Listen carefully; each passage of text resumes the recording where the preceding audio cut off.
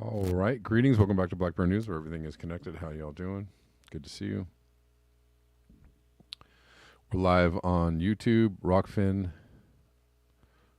Callin, and on Twitter.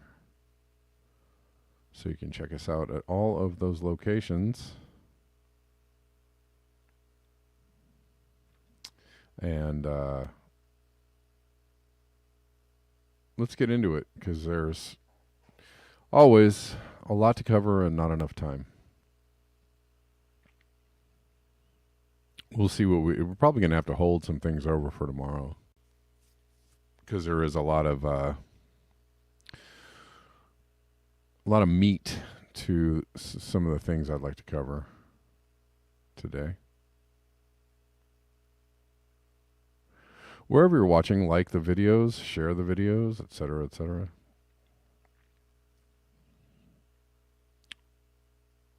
Oh, Cyrus sent me something. We'll try and get back to this, but paper by Cindy Neal on the Alliance for Citizen Engagement, Understanding Critical Resource Extraction in the Arctic.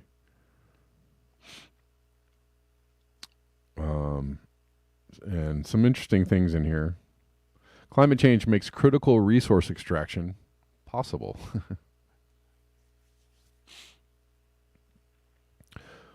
As always, there are resources out there, and they need to be got, right? What's up, Brockman people? How you doing? Good to see you. I see you.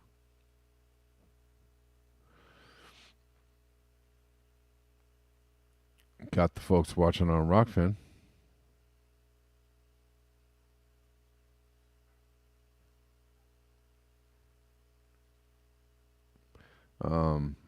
Poppy sent me this. This is something I definitely want to get into. A leaked click of math-addled economists hijacked climate policy. Yeah. Economists and oil companies / corporations have hijacked climate policy. That doesn't mean that climate change isn't real. That means that the wrong people are in charge of fixing it. Steve Austin says the climate crisis is also a real and profound economic opportunity, says White House climate advisor Ali Zaidi. Again, with the wrong people are in charge of the response. He says, just know, we are not facing a profound economic opportunity. We are facing the end of a livable climate and phenomenal suffering for billions. Just know.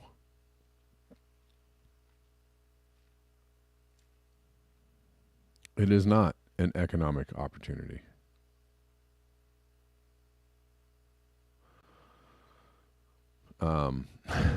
Moving on to some other subjects. Michael Tracy posts this.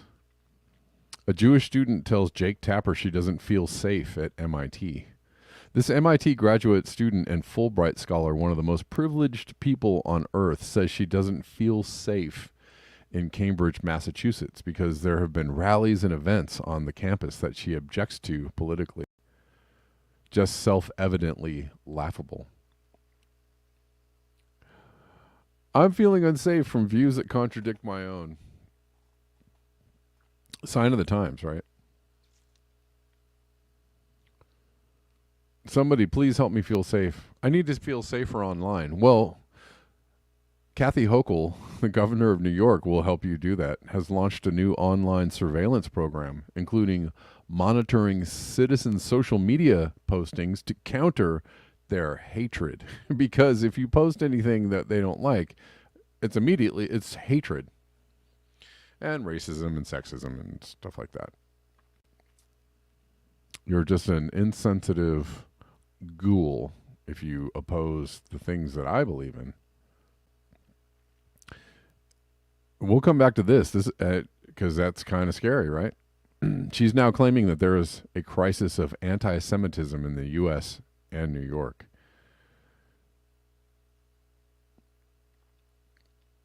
This is incredibly sad news. The Israeli military posted a photo of their soldiers assisting an elderly Palestinian man in Gaza. After the filming was over, they shot him twice in the back and killed him. His granddaughter confirms that Israeli soldiers killed him with 2 bullets to his back. Jesus.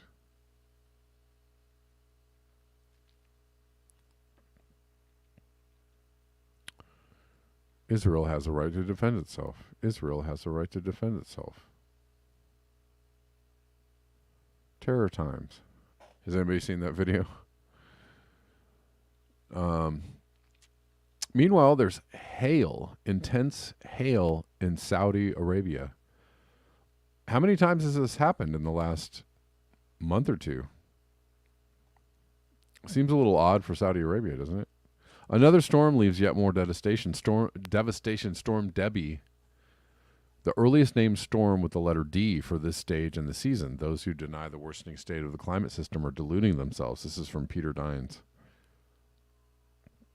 And this is in the UK, I believe. Storm Debbie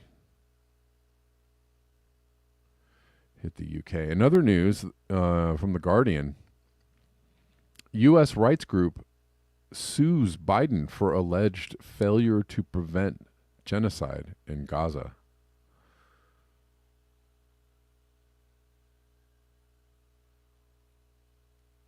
Do you think they have a duty to prevent genocide? I mean, isn't that what all of our imperial escapades are about? Our foreign affairs, foreign wars and such, interventions and such? Isn't that about, stopping atrocities and helping humanity? Aren't we supposed to be stopping the genocides and stopping the madmen? Apparently not when they're our buddies.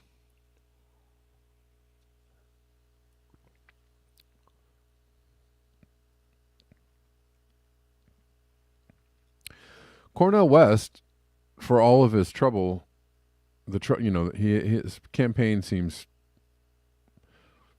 not long for this world, but he is one of the few presidential candidates speaking out against the atrocity and calling for a ceasefire, so that's great. Confronting and fighting genocide is a litmus test for any morality in this moment of barbarity. Ceasefire now, says Cornel West.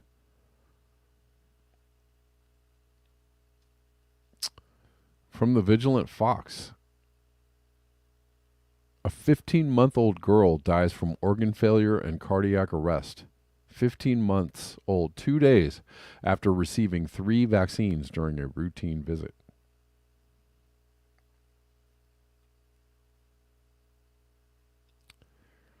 I'm sure it was something else, though. In Turkey, this is from Peter Dines, one of the biggest nuclear projects in the world is being built in Turkey. Right beside the Mediterranean coastline, 4 huge reactors. Meanwhile, scientists tell us that the West Antarctic ice sheet melting is irreversible. Sounds like a good idea, right? Let's go nuclear. Sounds, is the call from all the pundits and the smart people and people, or just people that just want to say something about climate change. What we need is nuclear power.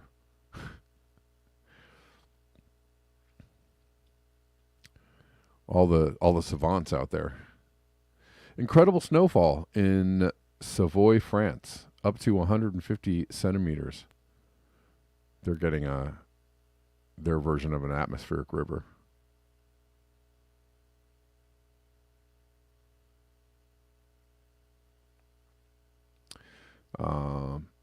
Give me a sec. I just got like 300 tabs trying to open here.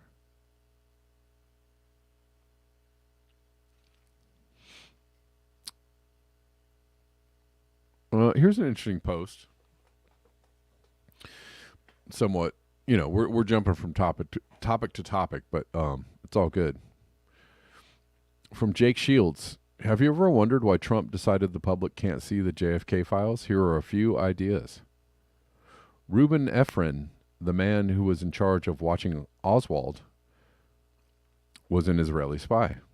Jack Ruby's full name is Jack Rubenstein, and he was directly tied to the Jewish Italian mob. JFK was in the middle of a full-on battle with Israel because he was trying to force AIPAC to register as a foreign agent. That I didn't know until I read this post. But I did hear some other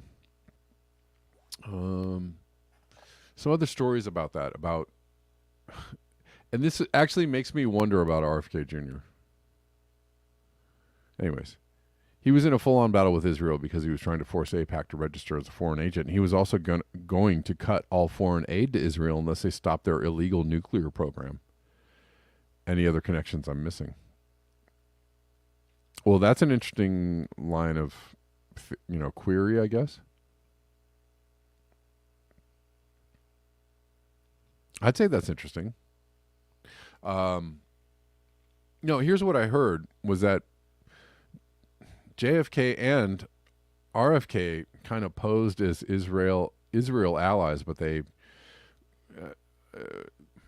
So there's another theory that like JFK made a lot of friends and allies and made a lot of promises when he got elected president, and then when he was elected president, he turned on some of those allies that helped him get elected because they were actually not necessarily players on the up and up, right? Like some people think some of these allies were in the mob, etc. Right? But anyways, it makes me wonder about RFK Jr. and this bizarre stance that he has about Israel. I wonder, so some of the theories are that maybe he's compromised, and another theory is that maybe he's just play acting this whole thing out until he gets elected president. Who knows? I don't know. But anyways, considering the legacy of his father and his uncle, it's a possibility.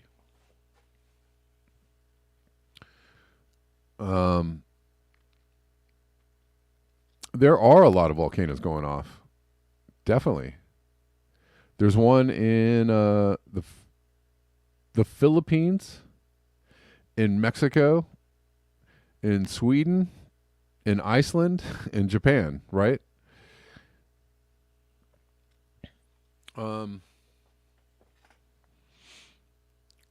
Man, it seems to be pretty strange that all these are happening all at the same time. Not strange as in like, maybe.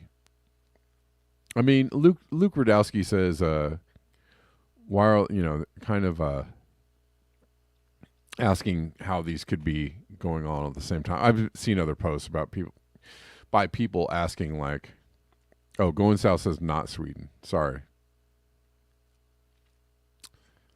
Or are you just saying not Sweden? Like, not Sweden? I don't know. And Italy also. I guess there's one in Italy. Well, you could jump straight to the conspiratorial thing, I guess. Or you could say the Earth itself is going through a lot of changes. Undergoing a lot of changes, one of which is that it's warming. And if the Earth was warming, wouldn't that contribute to more seismic / volcanic activity? I would think that it would. And here's, just to go along with the whole like nature is pretty miraculous thing. say the planet is warming. And man, all these volcanoes go off, pushing out a lot of sulfur, among other things, into the atmosphere that would what counteract some of the warming. Maybe there could be all kinds of ways you can go on this and theorize about it. But let's say nature is super intelligent, and maybe I've talked a lot about this. Like, we see where warming is going, we see the trajectory, et cetera, but you actually never know, right? We've gotten ourselves into a lot of trouble thinking that we're smarter than nature, or smarter than the planet, or smarter than the universe, right? Humans are really kind of famous for that. So, and as I've said, we don't know what the future holds. So let's say all the people that are like, it's all over, it's over, it's going to be over in a couple of years, and that's it, it's the end of the end times, and we're done. All right, let's say we have a couple of massive volcanic eruptions all at the same time on the planet that actually end up cooling the planet for a few years, or the next decade, or whatever. Let's say a few years, thus giving us a little bit of time to what? Do the right thing, figure it out. I don't know, make some progress. As in, i.e., not continuing to destroy the planet hand over fist. I don't know. I'm just saying, for the people that are like, I absolutely know the way this is going to go, and I'm so sure of it. Let me just remind you that you are, a human being, a tiny speck on a large planet in an even larger universe, and the things that you think you know are probably, there might be some holes in the things you think you know. Just putting it out there. And I say that not to be mean. There are a lot of holes in the things I think I know. And the one thing that I do know is that the universe has a really good way of making a fool out of us, right? Making fools of us. The universe has a really good way as to letting us know that we don't know all the things that we know. So, put that in your hat or your pipe, or whatever, and take that for what it's worth. Who knows?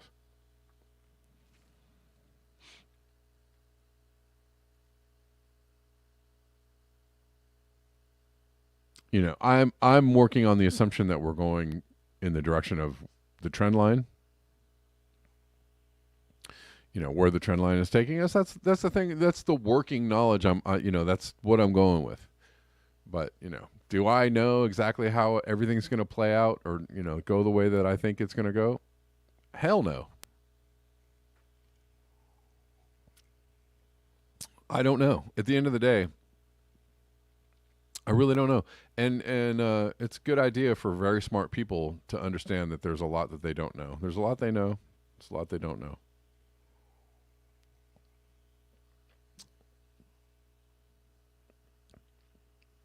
The more you think you know, it's probably a good idea to balance that.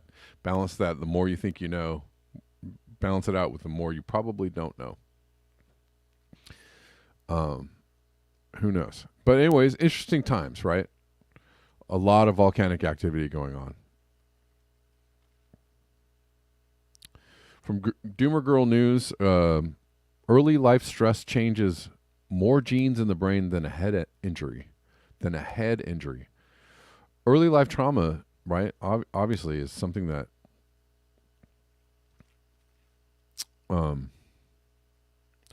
early life trauma is something that really can devastate people and can really shape their lives.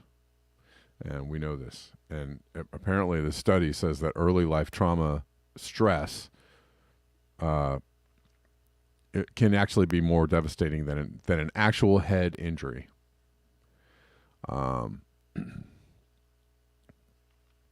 Chief Nerd posts this.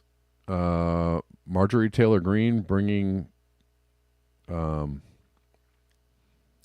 Dr. Kimberly Biss And I think this is I don't know where this is at. Anyways, I've never seen this before. Dr. Kimberly Biss shares alarming fertility data at the injuries caused by COVID vaccines hearing. So this is at a hearing.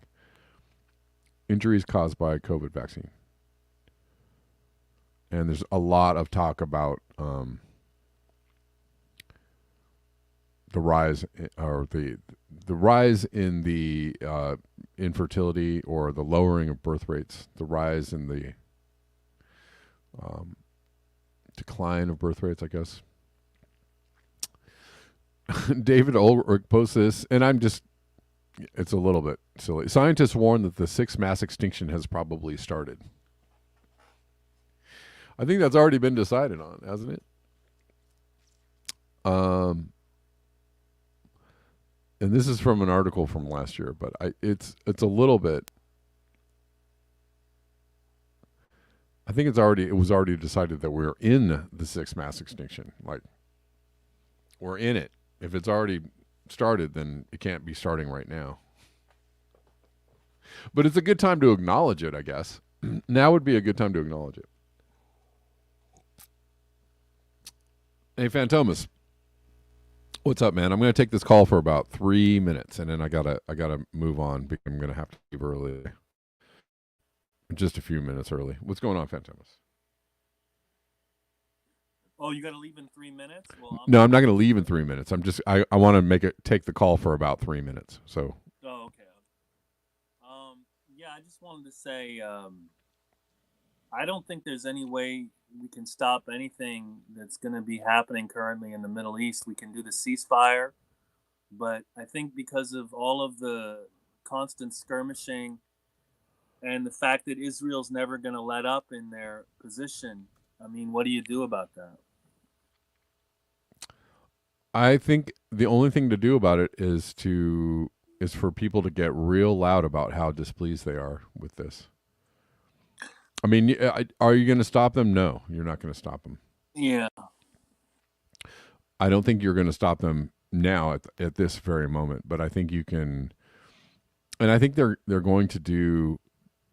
They're already doing a really great job at making the future less, sure for themselves, right? The Israeli leadership and the U.S. leadership, right? Like, I mean, it seems as if the Biden administration just doesn't even care at this point, right? They're just, I mean, they are destroying themselves and destroying like any chance they have for getting, for being anything in 2024. And either they're doing this, they're acting as if they just cannot, even understand how it is that they appear on the world stage, right? They're just, and to the people of the U.S. If you look and watch where the resources are all planted around the map, it's pretty apparent what's happening. More and more evidence is coming out that this, obviously, in all of these conflagrations, it's not all about resources, but they are playing a big part, and more evidence is coming out that there are resources in Gaza that they want to extract, and there's resources in the area that the U.S. wants to stay in control of. So I don't know if that's the whole point, but it's in the mix.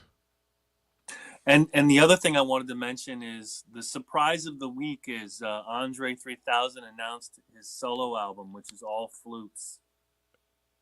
Is it all flutes? Is that real? It's gonna be. He's decided that he's been playing. It might be awesome. It might be the greatest thing ever. Who knows? Yeah, I mean, it's a 57-minute album. It's called Electric Sun, and it's all instrumental, and it comes out on Friday, November 17th. So, nice. If people want to check it out, he did an interview with NPR for an hour talking about his flute journey. So if you want the long-awaited Andre 3000 album. Yeah, a lot of people are kind of upset. I mean, but there's also, Anyways, I could go off on that, but But the thing that he made clear was the reason why he wanted to do it was because he saw it as he would jump in taxis and he would play the flute, and people would have this reaction to him playing the flute, like they would cry or they would feel relieved. So he has a serious emotional intention for this album. well, I mean, he's keeping it interesting, so that's all Yeah. good. You know, maybe So maybe it'll Friday, be better than him coming out with a rap record, right? Like I don't know. well, I mean, it's better than sounding with bombs going off on a record or something. Right, Bombs over Gaza. right, right. All right. All right, Talk man. to you later. Thanks. Peace. Uh, all right, let's. I've got limited time today. As I said, I'm gonna bring back some things for tomorrow. I'm gonna have to. Um,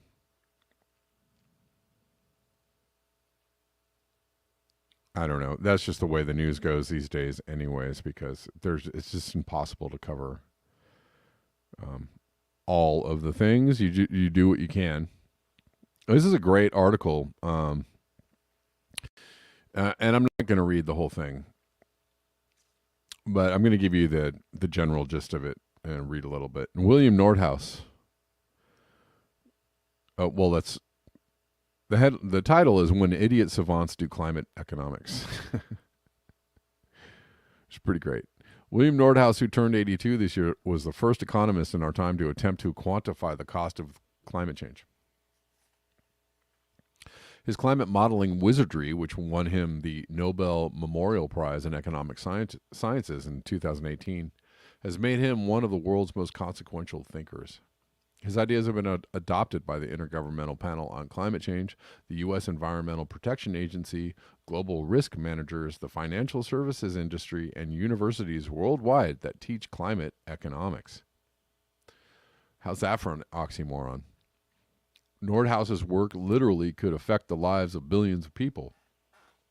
This is because his quantification of the immediate costs of climate action, as balanced against the long-term economic harms of not acting, is the basis of key proposals to mitigate carbon emissions. It's not an exaggeration to suggest that the fate of nations and a sizable portion of humanity depends on whether his projections are correct. You're going to hear about these projections. The Intergovernmental Panel on Climate Change has assumed Nordhaus is to be trusted.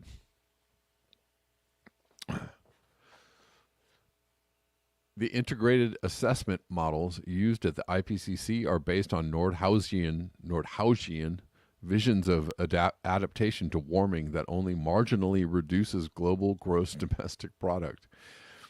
If future GDP is barely affected by rising temperatures, there's less incentive for world governments to act now to reduce emissions. There's where you first went off the track. Nordhaus's models tell us that a temperature rise somewhere between 2.7 and 3.5 degrees Celsius, the global economy reaches optimal adaptation. That's when we'll reach optimal adaptation. What's optimal in the scenario is that fossil fuels can continue to be burned late into the 21st century, powering economic growth, jobs, and innovation. Humanity, asserts Nordhaus, can adapt to such warming with modest infrastructure investments, gradual social change, and, in wealthy developed countries, little sacrifice. All the while, the world economy expands with the spewing of more carbon. His models, it turns out, are fatally flawed, and a growing number of Nordhaus's colleagues are repudiating his work. As they should, because at 3.5 C, there's not really going to be an economy. Most people agree on that, I think. Most people who know something about something. Joseph Stiglitz, former World Bank chief economist and professor of economics at Columbia University, told me recently that Nordhaus's projections are wildly wrong. Stiglitz singled out as especially bizarre the idea that optimization of the world economy would occur at 3.5 C warming, which physical scientists say would produce global chaos and a kind of climate genocide in the poorest and most vulnerable nations. Yeah.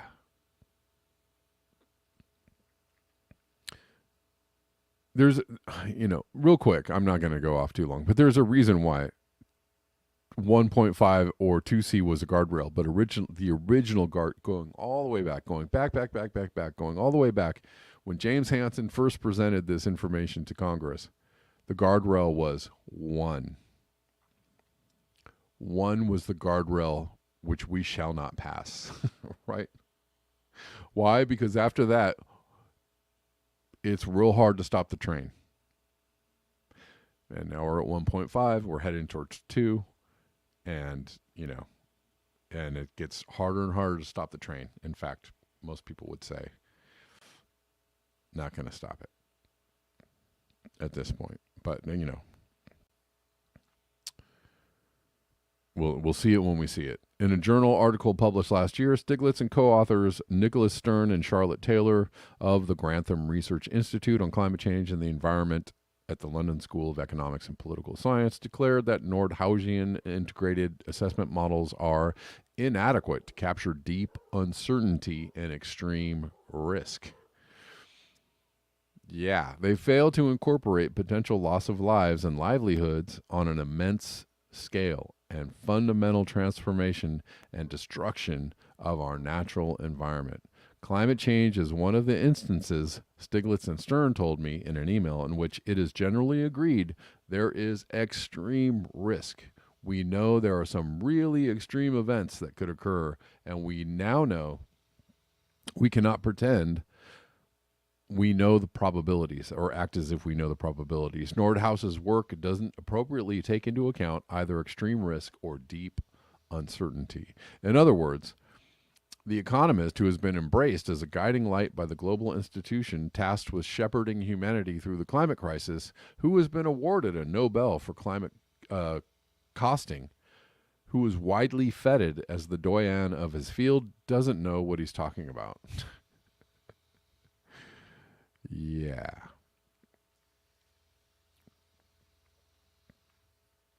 And again, unfortunate to the degree that it will have negative impacts on a lot of people. Among most scientists, it's a lunacy to discuss optimization of anything anywhere when the globe hits even 2C warming. Climate researchers Yang Zhu and Vera Hadrin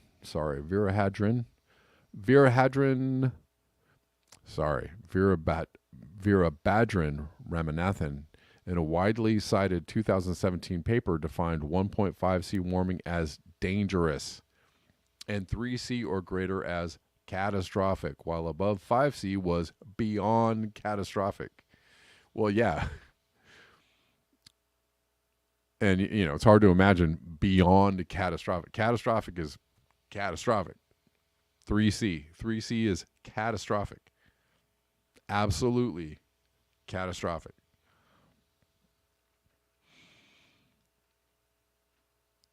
With consequences that include existential threats. The late Will Steffen, a pioneering Earth systems thinker, warned alongside many of his colleagues that 2C was a critical marker. At 2C warming, we could activate other tipping elements in a domino-like cascade that could take the Earth system to even higher temperatures. Such tipping cascades could lead quickly to conditions that would be inhospitable to current human societies, a scenario now known as hothouse Earth. All right, that's all I'm going to read about that. But these are the people who we are again. It's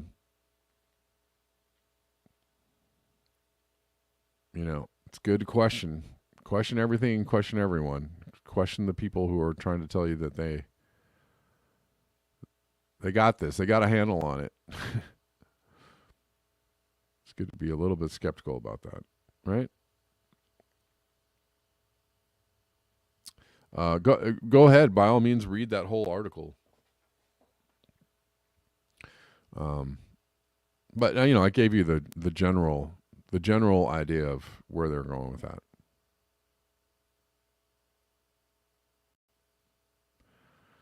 Not the best and the brightest leading us into the future.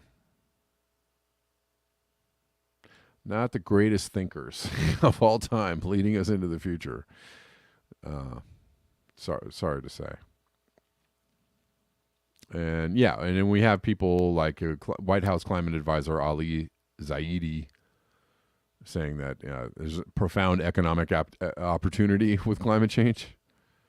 Yeah. For a little while, sure. For a little while. I mean, that's what the people at the World Economic Forum want you to think. You know, corporations are going to guide us into the future and save us from climate change.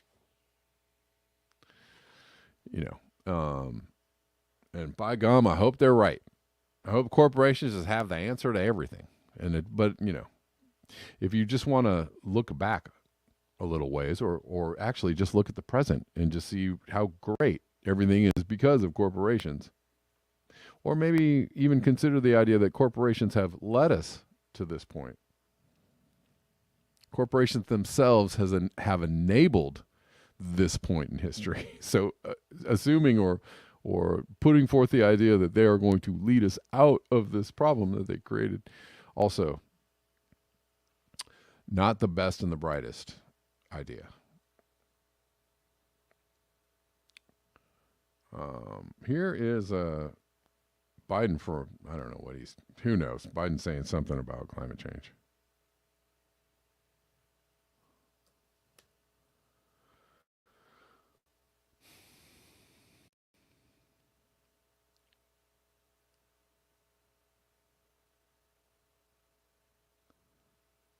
It's something quick. If only my computer would cooperate.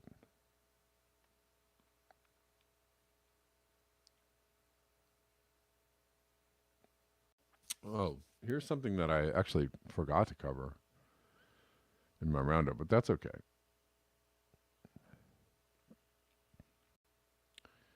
All right, I don't know. I've got too many tabs open on my computer, that's why. That's why this is so dang slow.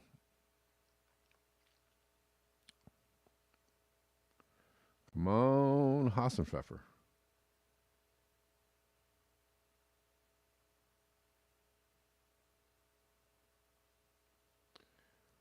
One of these days.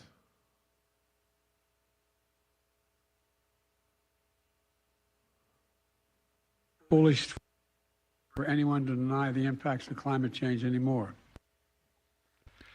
But it's simply a simple fact that there are a number of my colleagues on the other side of the aisle, mega Republican leaders, who still deny climate change, still deny that it's a problem. My predecessors, much of the MAGA Republican Party, in fact, feel very strongly about that. Anyone who willfully denies the impact of climate change is condemning the American people to a very dangerous future. Oh, but you are not. But Look, but Joe Biden is not condemning people to a very dangerous future. Okay. Well, here's another example of elites or people in power using climate change for opportunistic reasons. He's using it as a political cudgel, right? Oh, the people on the other side of the aisle, they don't even believe in climate change. Those people are crazy. But dude, you're doing everything in your power to exacerbate the problem and not address the problem and address it in the worst possible ways, but just because you believe in it, well, you're the good guy. Okay, it doesn't work like that. So sorry. Let's listen to this lady talk about how she just feels so unsafe, because people have different views than her. Conflict that's overseas has come to our home turf. And we've had a lot of rallies and events by an organization called the Coalition Against Apartheid, which is the anti-Israel group on MIT's campus. And they, along with some local anti-Israel groups, have come to campus because MIT is an open campus, which means that anybody can walk around and be on campus. So they together have done protests on campus on the steps of Lobby 7, which is the main entrance to MIT, and in front of the Student Center. And I mean, people protest, but what do they do? What do they say that makes you feel unsafe? So I guess part of it is the fact of what they're saying. So when you're saying things like globalize the Intifada and use your two fists to sacrifice everything for Palestine and one solution, Intifada, we know what happened during the second Intifada. It was suicide bombings and attacks against Israeli civilians in Israel. But the other part of it is that these people aren't just protesting outside and exercising their right to free speech, which I fully support as an American. It's that they're going, they went to the personal offices of a program that runs Israel internships on MIT's campus. And they went to the offices of the people who work for this program, and they tried to enter. They were going from door to door trying to unlock the doors. And the people who worked in this office had no idea what these students were trying to do by trying to get into their office. They were yelling, they were accusing them of apartheid, of ethnic cleansing, of genocide. And it was a really frightening experience. Another frightening experience that a friend of mine experienced. So she's saying that people were mad that people were being slaughtered, like really upset that people were being slaughtered. And that is making her feel unsafe. That people are upset about a genocide. And so she's going to need some protection. Okay. Again, nothing that she said actually indicated that she's trying to intimate that, they're bent on, they're saying,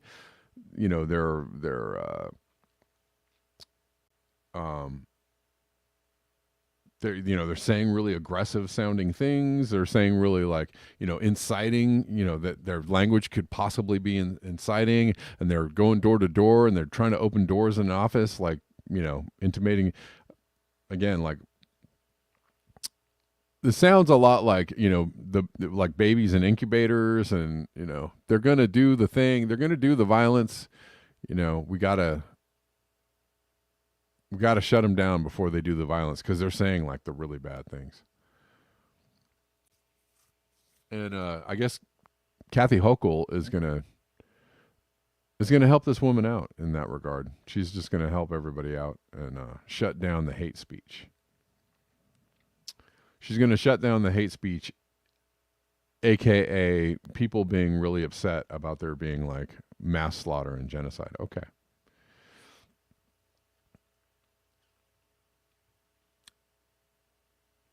And this is her announcing efforts to conduct special media surveillance efforts. All right. Let's see.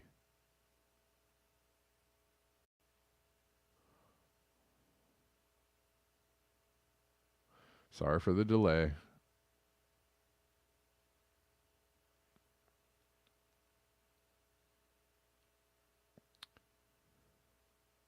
Come on now. What's being said on social media platforms. And we have launched an effort to be able to counter some of the negativity and reach out to people when we see hate speech being spoken about on online platforms. Our media analysis, our social media analysis unit has ramped up its monitoring of sites to catch incitement to violence, direct threats to others. And all this is in response to our desire, our strong commitment to ensure that not only do New Yorkers be safe, but they also feel safe. You might have to actually make sure that you're safe from yourself. Also, we're very focused on the data we're collecting from surveillance.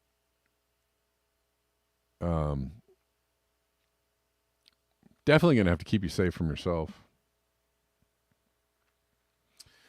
And we're going to be monitoring all the, all your speech and all your posts and everything, for safety. Hatred is bad, online violence, etc. These are all perfectly reasonable things to be afraid of. And,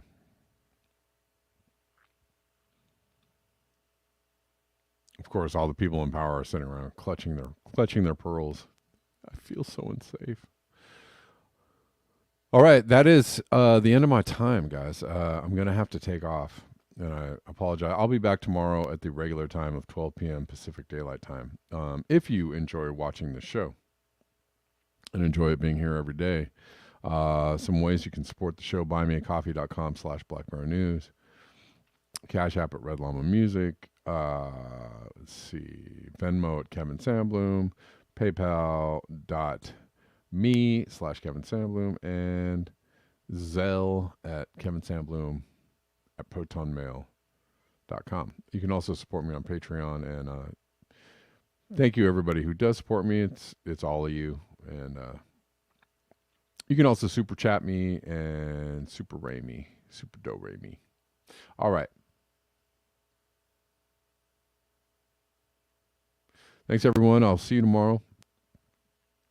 And until next time, peace.